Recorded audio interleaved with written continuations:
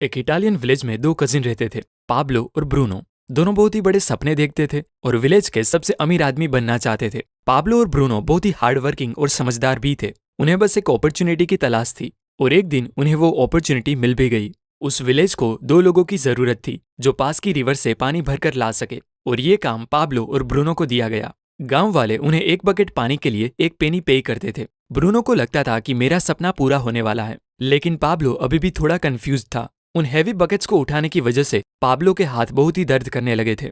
इसीलिए पाब्लो पानी भरने के अलग अलग तरीके सोचने लगा और उसे एक बहुत ही अच्छा आइडिया आया और उसने ब्रूनो से कहा, भाई मेरे पास एक आइडिया है। ये हर रोज बकेट उठाने से अच्छा है हम रिवर से अपने गांव तक एक पाइपलाइन डाल दे, जिससे ये बकेट भरने की झंझट ही ना रहे। लेकिन ब्रूनो को इस आइडिया में कोई भी दिलचस्पी नहीं थी, क्योंकि उसे काम के इंस्टेंट पैसे जो मिलने लगे थे। इसीलिए उसने पाब्लो को इग्नोर किया और ज्यादा पैसे कमाने के लिए वो ज्यादा बकेट भरने लगा। लेकिन पाब्लो ने अपने प्लान पर धीरे धीरे वर्क करना स्टार्ट कर दिया। वो आधे दिन बकेट्स भरता और बाकी के टाइम पर पाइपलाइन बनाने का काम करता। उसे पता था कि ये काम बहुत ही मुश्किल होगा और ऐसा करने से उसकी इनकम भी कुछ टाइम के लिए बहुत कम हो जाएगी। वो ये भी जानता था कि पाइपलाइन बनाने में कम से कम 1-2 साल लग सकते हैं, लेकिन उसे अपने आइडिया पर पूरा भरोसा था। इसीलिए उसने पाइपलाइन के लिए काम करना जारी रखा। कुछ महीने बाद ब्रूनो और गांव वालों ने उस पर हंसना शुरू किया, क्योंकि 1-2 महीने में कुछ खास काम हुआ नहीं था। इसीलिए गांव वाले उसे पाब्लो दी पाइपलाइन मैन कहकर उसका मजाक उड़ाते थे।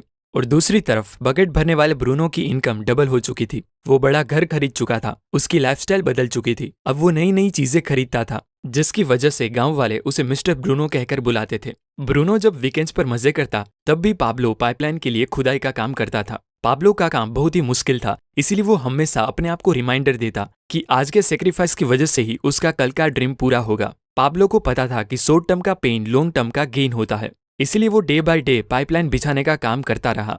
कुछ महीनों बाद पाब्लो की आधी पाइपलाइन बन चुकी थी, जिसकी वजह से उसे पानी भरने के लिए अब बस आधे रास्ते तक ही आना पड़ता था। इससे उसका काफी टाइम बचने लगा और वो पाइपलाइन बनाने को ज्यादा टाइम देने लगा। कुछ महीनों बाद ब्रूनो ने रियलाइज किया कि रोजाना इतनी बड़ी बकेट उठाने से उसका शरीर अब पूरी तरह से थक चुका था। अब वो पहले जितना पानी नहीं ला सकता था, जिसकी वजह से वो बहुत परेशान रहने लगा और लोग उसे ब्रूनो द बकेटमैन कहकर बुलाने लगे। और इस तरफ महीने गुजरते गए, पर पाब्लो ने अपनी पाइपलाइन पर काम जारी रखा और देखते ही देखते कुछ ही साल में पाब्लो ने पाइपलाइन कंप्लीट कर ली। अब वो बकेट उठाने की जगह पाइपलाइन से गांव वालों को 24/7 फ्रेश पानी देता था, जिससे पाब्लो पहले से बहुत ज्यादा कमाने लगा था। अब सिचुएशन ऐसी हो गई थी कि अगर पाब्लो काम नहीं भी करता, यानी अगर वो सो रहा हो, पार्टी कर रहा हो या कहीं घूम फिर रहा हो, तब भी वो कमाता था। दूसरी तरफ पाब्लो की पाइपलाइन की वजह से ब्रूनो द बकेटमैन बेरोजगार हो चुका था, क्योंकि गांव वालों को जब चाहे तब और जितना चाहे उतना पानी पाब्लो की पाइपलाइन से मिल जाता था।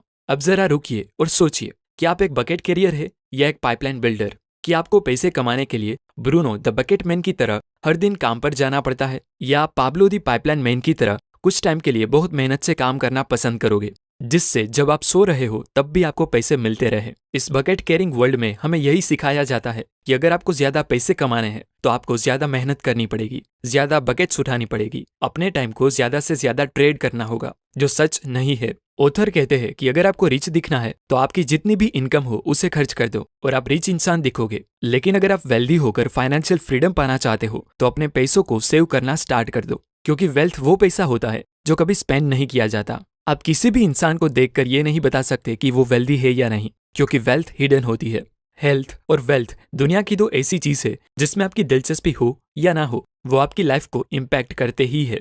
हेल्थ की बात करें तो आज मॉडर्न साइंस ने बहुत तरक्की की है। हमारे पास कई बीमारियों का इलाज है। साइंटिफिक स्टडीज से पता चलने लगा है कि ह्यूमन बॉडी वर्क कैसे करती है, ह्यूमन बॉडी के लिए क्या सही है क्या गलत। हेल्थ प्रॉब्लम्स के लिए हमारे पास डॉक्टर्स है, लेकिन वेल्थ प्रॉब्लम को लेकर किसकी एडवाइस लेनी चाहिए वो हमें नहीं पता। लोग ये भी नहीं जानते कि पैसा काम कैसे करता है। लोग आज भी इन्वेस्टिंग से डरते हैं और आज भी फाइनेंशियल लिटरेसी ना होने की वजह से लोग कर्जे में फंसते जाते हैं।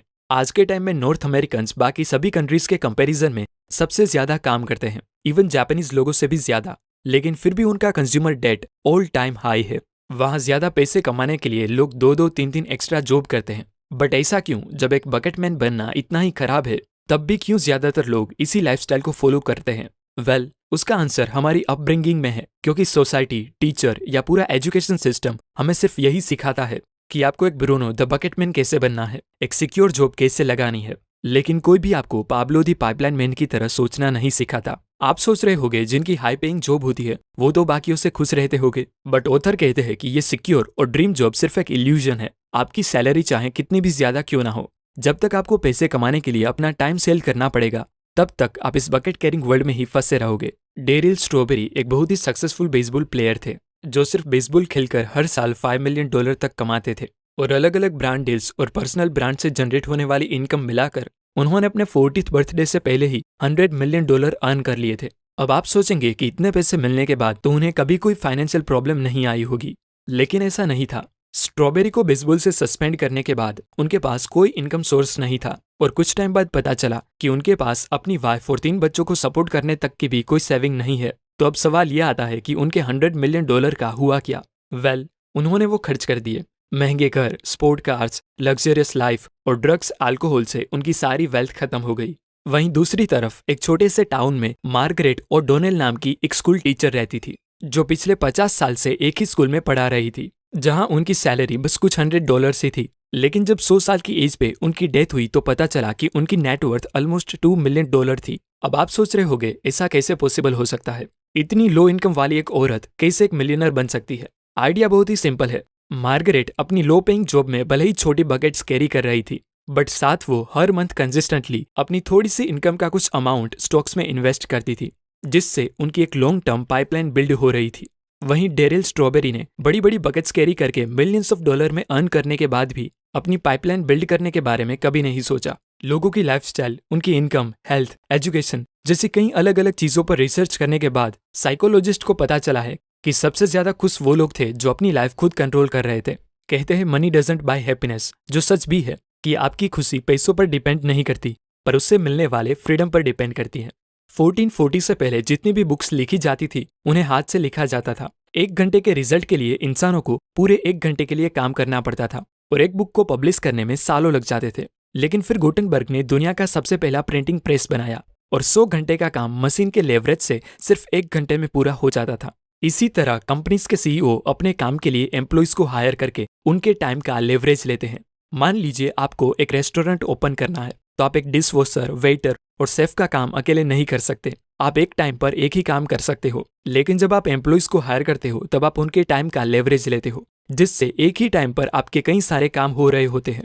और आज हमारे पास लेवरेजिंग का सबसे बेस्ट टूल है इंटरनेट। आज के टाइम पे पाइपलाइन बिल्ड करने के लिए आपको रिवर से पानी लाने की जरूरत नहीं है। आप घर बैठे बैठे जब चाहे तब काम करके इंटरनेट की हेल्प से अपनी पाइपलाइन बिल्ड कर सकते हो। यहाँ आप कंटेंट क्रिएट करके करोड़ों लोगों तक अपनी बात पहुंचा सकते हो। आप अपना खुद का ई-कॉमर्स स्टोर बिल्ड कर सकते हो जो बिना आपके इन्वॉल्व हुए 24/7 ओपन रहेगा, जहां कस्टमर्स कभी भी आपकी वेबसाइट पर आकर आपके प्रोडक्ट्स खरीद सकते हैं। इसे ऑथर ई पाइपलाइन कहते हैं, जो 21st सेंचुरी की सबसे बेस्ट पाइपलाइन है। अब आप चाहे सो रहे हो या वैकेशन पर हो, ये पाइपलाइन आपके लिए पैसे जनरेट करती रहेगी।